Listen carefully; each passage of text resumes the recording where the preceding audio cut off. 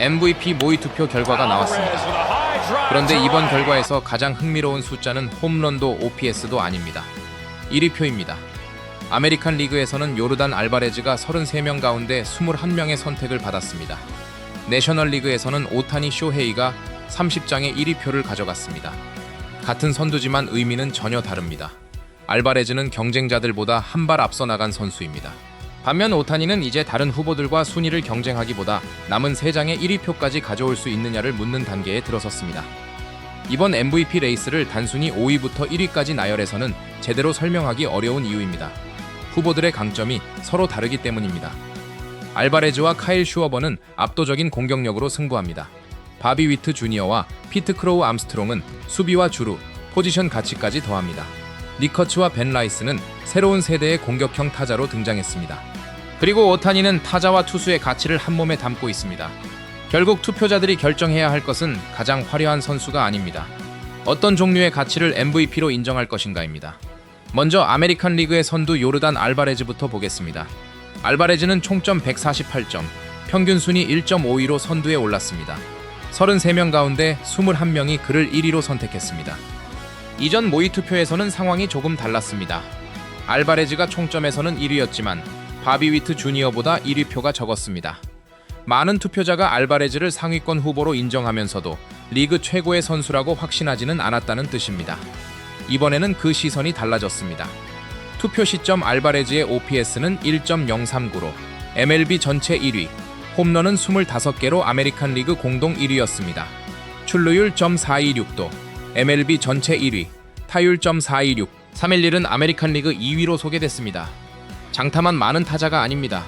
안타를 만들고 볼넷으로 출루하고 출루한 뒤에는 다음 타자의 득점 기회를 늘립니다.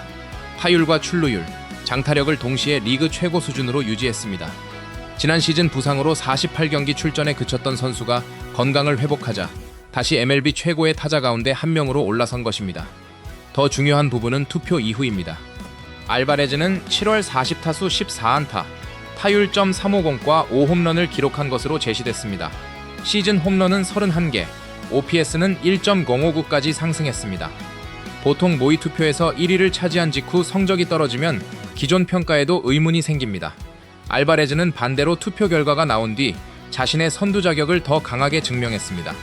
현재 아메리칸 리그에서 알바레즈의 가장 큰 강점은 약점이 보이지 않는 공격력입니다. 카미네로는 장타에서 경쟁할 수 있지만 기복이 있습니다. 위트 주니어는 종합 기여도에서 앞설 수 있지만 타격의 화려함이 부족합니다. 커츠는 출루와 장타를 갖췄지만 이제 첫 번째 긴 슬럼프를 겪고 있습니다. 알바레즈는 그 사이 계속 출루하고 계속 장타를 만들었습니다. 그러나 알바레즈의 선두가 아직 확정적인 것은 아닙니다. 지명타자 또는 수비 기여가 제한적인 타자에게는 늘 같은 질문이 따라옵니다. 공격력만으로 유격수의 수비와 주루까지 뛰어난 선수를 이길 수 있는가? 그 질문을 던지는 선수가 바비 위트 주니어입니다. 위트는 총점 83점과 1위표 6장으로 3위에 올랐습니다. 타율 .286, 13홈런과 OPS .816만 보면 다른 공격형 후보보다 조용해 보일 수 있습니다. 알바레즈와 라이스는 20개 후반 이상의 홈런을 기록했고 카미네로 역시 40홈런을 바라보는 페이스입니다.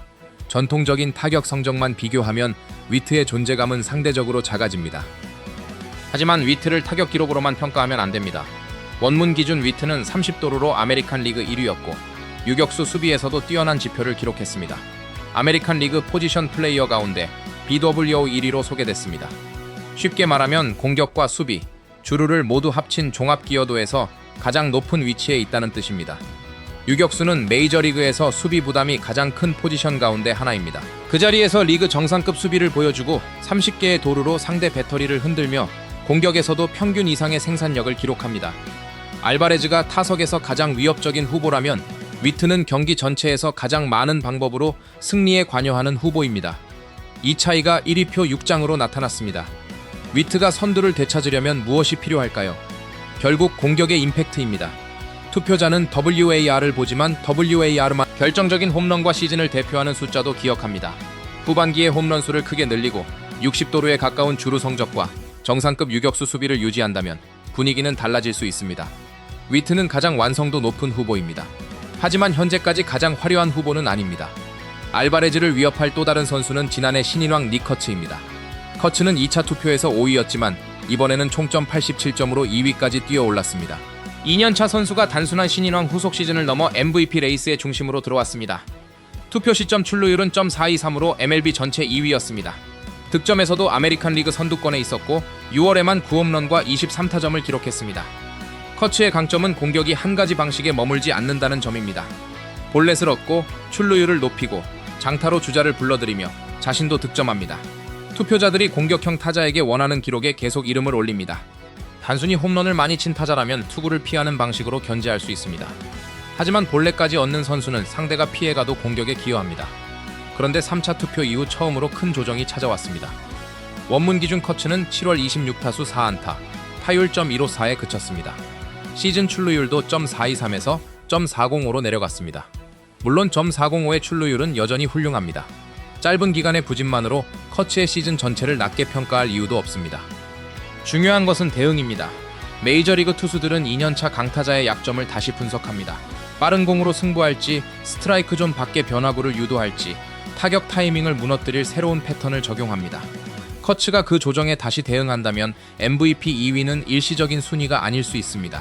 반대로 슬럼프가 길어지면 위트와 라이스, 카미네로에게 빠르게 추월당할 수 있습니다. 1위표가 한 장뿐이라는 사실도 현재 커츠의 위치를 보여줍니다. 많은 투표자가 커츠를 상위권 후보로 인정했지만 아직 알바레즈를 넘어 리그 최고라고 확신한 사람은 많지 않습니다. 커츠에게 필요한 것은 한 번의 폭발이 아니라 첫 번째 슬럼프 이후의 반등입니다. 양키스의 벤 라이스는 조금 다른 문제를 안고 있습니다. 라이스는 총점 57점으로 4위에 올랐습니다. 투표 시점 22홈런과 OPS .928을 기록했고 이후 원문 기준 시즌 29홈런, 장타율 .599, OPS .971까지 올라갔습니다. 제시된 기록만 보면 4위보다 높은 평가를 받아도 이상하지 않습니다. 6월 잠시 1할 때 타율로 부진했지만 7월 다시 3할 때 흐름을 회복했습니다. 일시적인 슬럼프를 스스로 끊었다는 점에서도 커츠보다 한 발 먼저 반등을 증명했습니다. 그런데 라이스에게는 기록으로 설명하기 어려운 장애물이 있습니다. 에런 저지입니다. 저지는 갈비뼈 부상으로 이번 톱5에서 빠졌고 성적도 이전 시즌만큼 압도적이지 않은 것으로 소개됐습니다. 그럼에도 양키스라는 팀을 떠올렸을 때 가장 먼저 생각나는 얼굴은 여전히 저지입니다. MVP는 개인상입니다. 같은 팀에 더 유명한 선수가 있다는 이유로 라이스의 성적이 낮게 평가돼서는 안 됩니다. 그러나 실제 투표에서는 서사가 영향을 줍니다. 투표자가 라이스를 보면서도 양키스의 진짜 중심은 여전히 저지가 아닌가라고 생각한다면 라이스의 공헌은 무의식적으로 작게 보일 수 있습니다. 라이스가 이 프레임을 깨는 방법은 명확합니다. 후반기에도 저지보다 안정적인 생산력을 유지하고 양키스의 순위 경쟁을 결정하는 장면을 반복해서 만들어야 합니다. 기록뿐 아니라 팀의 중심이 자신이라는 인식까지 바꿔야 합니다. 라이스에게 MVP 경쟁은 상대팀 선수들과의 싸움이면서 동시에 팀 내부의 거대한 이름과 벌이는 존재감 경쟁입니다. 아메리칸 리그 5위 주니어 카미네로는 가장 폭발적인 후보입니다. 카미네로는 총점 52점과 1위표 3장을 받았습니다. 3차 투표 직전 6경기에서 타율 5할, 7홈런, OPS 2.031을 기록했습니다. 한 주 동안의 기록만 보면 게임에서 만든 숫자처럼 보일 정도입니다. 이 폭발로 시즌 22홈런과 OPS .932까지 올라갔고 템파베이가 아메리칸 리그 동부지구 1위 경쟁에 참여하는데 큰 역할을 했습니다. 하지만 카미네로는 뜨거운 6경기 이후 조정에 들어갔습니다. 원문 기준 7월 45타수 8안타, 타율 .178로 떨어졌습니다. 그 기간에도 홈런 5개를 기록했기 때문에 장타력 자체가 사라진 것은 아닙니다. 시즌 홈런은 28개, OPS는 .927로 제시됐습니다. 카미네로의 MVP 가능성은 템파베이의 순위와 연결됩니다. 40홈런 이상의 페이스를 유지하고 템파베이가 지구 선두 경쟁을 계속한다면 한 번의 슬럼프는 큰 문제가 되지 않을 수 있습니다. 오히려 후반기에 다시 폭발할 경우 강한 서사가 만들어집니다. 그러나 낮은 타율과 출루 불안이 길어지면 홈런만으로 알바레즈의 종합적인 공격 생산력을 넘기 어렵습니다. 아메리칸 리그 후보들을 정리하면 평가 기준이 선명해집니다. 최고의 공격력을 선택한다면 알바레즈입니다. 공수주를 합친 종합적인 가치를 선택한다면 위트 주니어입니다. 새로운 세대의 출루와 장타를 평가한다면 커츠와 라이스가 있습니다. 짧은 기간에 경기를 바꾸는 폭발력을 본다면 카미네로입니다. 현재 투표자들은 알바레즈의 공격력을 선택했습니다. 하지만 후반기에는 위트의 장타 증가와 커츠의 슬럼프 탈출이 판도를 바꿀 수 있습니다. 내셔널리그로 넘어가면 질문 자체가 달라집니다. 여기서는 누가 오타니를 이길 것인지 묻는 것보다 누가 오타니의 만장일치를 막을 것인지 묻는 편이 현실적입니다. 가장 먼저 후안 소토를 보겠습니다. 소토는 총점 37점으로 5위에 올랐습니다. 이번 투표에서 처음 톱5에 진입했습니다. 시즌 초반에는 부상과 기복 때문에 흐름이 안정적이지 않았습니다. 하지만 시간이 지나면서 자신의 장점인 출루와 장타를 회복했습니다. 투표 시점 OPS는 .973으로 내셔널리그 1위였습니다. 이후에도 홈런을 추가했고 OPS .967로 리그 최상위권을 유지한 것으로 소개됐습니다. 소토의 가장 큰 장점은 타격감이 좋지 않은 날에도 출루할 수 있다는 것입니다. 안타가 나오지 않더라도 볼넷으로 공격을 이어갑니다. 상대가 장타를 피하기 위해 어렵게 승부하면 숏을 출루로 바꿉니다. 문제는 소토가 부족해서가 아닙니다. 앞에 있는 후보들이 너무 강합니다. 현재 소토는 늦게 MVP 레이스에 합류한 슈퍼스타입니다. 후반기에 장타가 크게 증가하고 매치의 팀 성적까지 올라간다면 순위를 더 높일 수 있지만 오타니를 넘기 위해서는 자신의 좋은 시즌만으로는 부족합니다. 코빈 캐럴은 정반대의 상황입니다. 캐럴은 총점 51점으로 4위에 올랐습니다. 투표 시점 3루타 10개를 기록했고 홈런과 도루, 외야 수비까지 함께 제공했습니다. 3루타는 단순히 빠르기만 해서는 만들기 어렵습니다. 외야 깊숙한 곳으로 강한 타구를 보내고 타구 판단과 주루 능력까지 갖춰야 합니다. 지난 시즌 30홈런 30도루를 기록했던 캐럴은 올해도 비슷한 조합을 기대할 수 있는 선수로 평가됐습니다. 그러나 3차 투표 이후 급격하게 식었습니다. 원문 기준 40타수 4안타, 정확히 타율점 100입니다. 이전까지 MLB 전체 상위권이었던 OPS도 7월에는 크게 내려갔습니다. 캐럴의 장점은 여러 분야에서 기여할 수 있다는 것입니다. 하지만 타격 부진이 길어지면 주루와 수비만으로 내셔널리그 MVP 톱5를 유지하기 어렵습니다. 후안 소토가 뒤늦게 올라오는 후보라면 캐럴은 현재 자리를 지켜야 하는 후보입니다. 카일 슈어버는 내셔널리그에서 가장 분명한 무기를 가진 도전자입니다. 슈어버는 총점 79점과 1위표 한 장으로 3위에 올랐습니다. 투표 시점 홈런 30개로 MLB 전체 1위였습니다. 당시 다른 어떤 타자도 25홈런을 넘지 못했는데 슈어버는 이미 30개에 도달했습니다. 장타율 .591은 내셔널리그 1위, OPS .962는 내셔널리그 2위로 제시됐습니다. 단순히 타율을 포기하고 홈런만 노리는 타자가 아닙니다. 상대 배터리가 한 타석을 피하고 싶을 만큼 꾸준한 공격 생산력을 보여줬습니다. 지난 시즌에도 내셔널리그 MVP 투표 2위에 올랐고 올해는 일부 기록에서 그때보다 더 강한 시즌을 보내고 있습니다. 그러나 7월 들어 홈런 속도가 조금 느려졌습니다. 원문 기준 41타수에서 홈런 2개를 추가해 시즌 32홈런으로 MLB 선두를 지켰지만 6월까지의 페이스와 비교하면 상승세는 완만해졌습니다. 슈어버에게 가장 큰 불리함은 수비 포지션입니다. 지명타자는 타석에서 압도적인 생산력을 기록해야 수비와 주루까지 기여하는 야수를 넘어설 수 있습니다. 오타니가 지명타자로 MVP를 받은 사례가 있지만 올해는 같은 오타니가 투수로도 뛰고 있습니다. 슈어버가 타격에서 오타니보다 조금 앞서는 정도로는 경쟁이 어렵습니다. 원문에서는 슈어버가 현실적인 경쟁을 만들려면 60홈런 이상이 필요할 수 있다는 전망을 제시했습니다. 정확한 기준은 아닙니다. 60홈런을 기록한다고 자동으로 MVP가 되는 것도 아닙니다. 하지만 그 정도로 역사적인 공격 성적이 필요하다는 의미는 충분히 이해할 수 있습니다. 피트 크로우 암스트롱은 내셔널리그에서 가장 빠르게 상승한 후보입니다. 총점 85점과 1위표 2장으로 2위에 올랐습니다. PCA는 원래 수비와 주루만으로도 가치가 높은 선수였습니다. 중견수로 넓은 범위를 책임지고 빠른 발로 수비와 공격 양쪽에서 추가 가치를 만듭니다. 이런 선수가 평균 수준으로만 타격해도 좋은 주전 중견수가 됩니다. 그런데 방망이까지 폭발했습니다. 원문 기준 6월 타율 .381, 11홈런, OPS 1.249를 기록했습니다. 해당 기간 MLB 전체 OPS 1위였습니다. 7월에도 34타수 12안타와 3홈런, OPS 1.176으로 소개됐습니다. 한 달의 우연으로 끝나지 않고 다음 달까지 타격 상승세를 연결한 것입니다. 수비와 주루가 이미 최상급인 선수에게 리그 최고 수준의 타격이 더해지면 MVP 후보가 되는 것은 당연합니다. PCA가 오타니의 만장일치를 막을 가장 현실적인 야수로 보이는 이유도 여기에 있습니다. 슈어버는 공격력에서 승부하지만 수비 기여가 없습니다. 소토 역시 공격의 비중이 큽니다. 캐럴은 종합형 선수지만 최근 타격이 크게 떨어졌습니다. PCA는 공격과 수비, 주루를 모두 제공합니다. 다만 오타니를 실제로 넘으려면 2달간의 폭발을 시즌 끝까지 이어가야 합니다. 상대팀의 분석이 강화된 뒤에도 낮은 변화구와 불리한 카운트에 대응할 수 있는지가 관건입니다. 그리고 마지막은 오타니 쇼헤이입니다.